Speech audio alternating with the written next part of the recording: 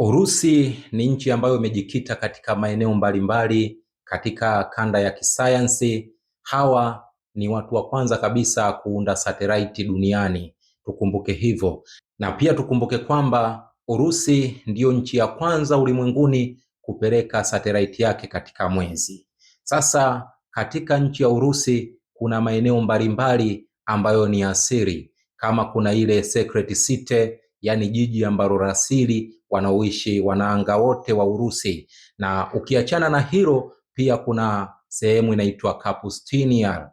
Sehemu hii watu wengi wanaifananisha sana kama Area 51, ambapo kunadaiwa viumbe wa ajabu kuonekana hapo.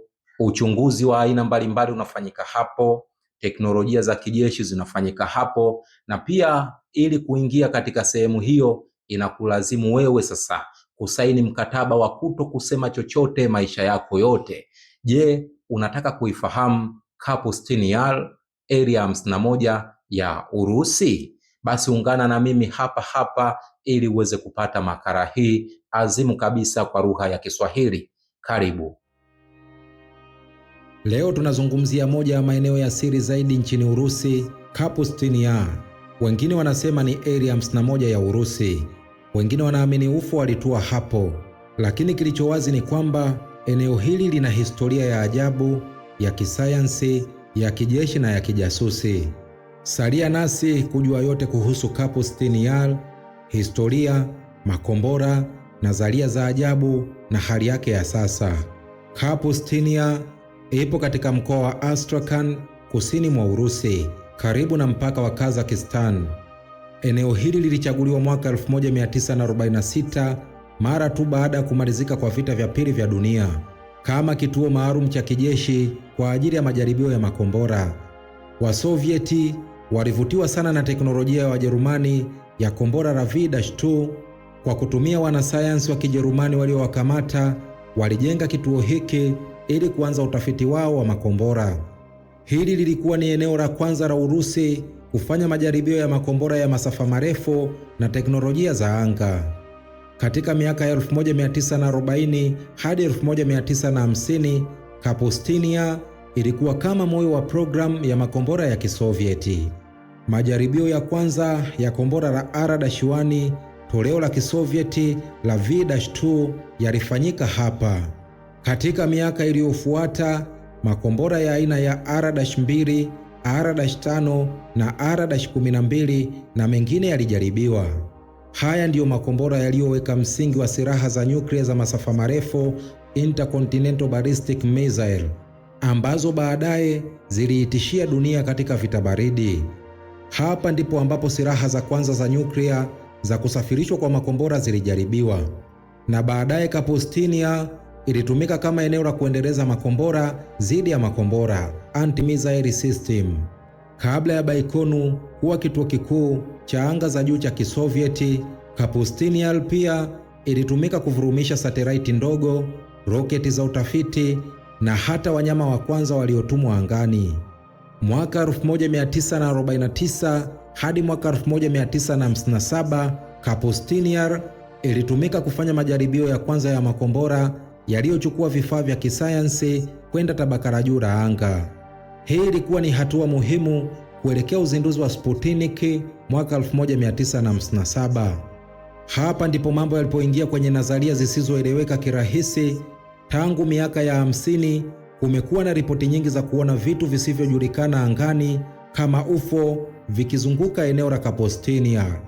Baadhi ya watu wanasema majaribio ya silaha yalivutia wageni kutoka anga za mbali. Wengine wanadai kuwa UFO moja ilianguka karibu na eneo hilo na kuwa maiti hizo za viumbe wa ajabu zilihifadhiwa katika eneo hilo.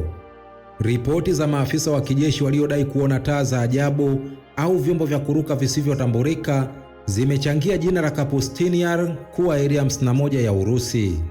Hadi leo, serikali ya Urusi haijawahi kukubali wala kukanusha uwepo wa UFO katika eneo hilo.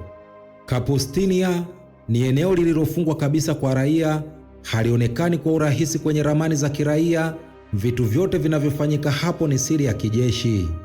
Wale waliowahi kufanya kazi huko walikuwa chini ya ulinzi mkali na walitakiwa kusaini mikataba ya ukimya wa maisha yao yote. Baadhi ya ripoti za waandishi wa habari na mashirika ya kimataifa ya haki za binadamu yamedai kuwepo kwa shughuli zisizoeleweka au hata utafiti wa kisaikolojia kwenye binadamu. Katika karne ya 21, Kapustina imekuwa kitovu cha maendeleo ya teknolojia mpya za vita vya anga na anga za juu. Ripoti zinasema kuwa hapa ndipo Urusi inapoendeleza teknolojia ya makombora ya kupiga satellite, anti-satellite weapons, silaha ya nguvu ya reza kwa matumizi ya kijeshi, ulinzi dhidi ya makombora ya kisasa ya hypersonic. Kwa hivyo, sio tu kituo cha kihistoria, bali pia ni sehemu ya ushindani wa sasa wa kijeshi kati ya Urusi na mataifa ya NATO. Leo hii Kapustina bado ni kituo cha kijeshi, ingawa kinaonekana sana kwenye vyombo vya habari, bado kinatumika kama eneo la majaribio ya makombora mapya, kwa mafunzo ya wanajeshi maalum, kama sehemu ya mkakati wa ulinzi wa anga wa Urusi. Kwa mujibu wa ripoti za kijasusi kutoka mataifa ya Magharibi, Urusi imewekeza upya kwenye kituo hiki tangu mwaka 2010, ikiwa ni sehemu ya kujipanga dhidi ya teknolojia mpya za kijeshi.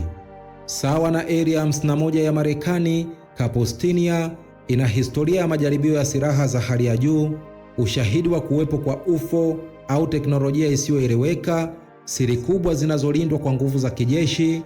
Tofauti ni kuwa Kapustina ilikuwa ni sehemu ya historia ya kweli ya maendeleo ya kijeshi ya Kisovieti, siyo nadharia tu. Kapustina ni zaidi ya kituo cha kijeshi, ni sehemu ya historia ya siri, sayansi ya hali ya juu na ushindani wa mataifa makubwa. Siri zinazofichwa huko zinaweza kubadilisha mtazamo wetu juu ya teknolojia, historia ya anga na hata uwezekano wa kuwepo kwa viumbe wa ajabu wa nje ya dunia. Usisahau kusubscribe ili kuendelea kupata makala kama hizi kwa kina zaidi. Na mpenzi mtazamaji, imani yangu umejifunza mengi na kuburudika kuhusu makala hii ya Kapustina, eneo la siri la Urusi. Basi ni kuombe tu usiache kusubscribe na kugusa alama ya kengele ambayo itakufanya upate video zetu kila wakati tunapopakia. Mimi tu ni kushukuru na kukuambia baki hapo hapo, mambo mazuri yanakuja.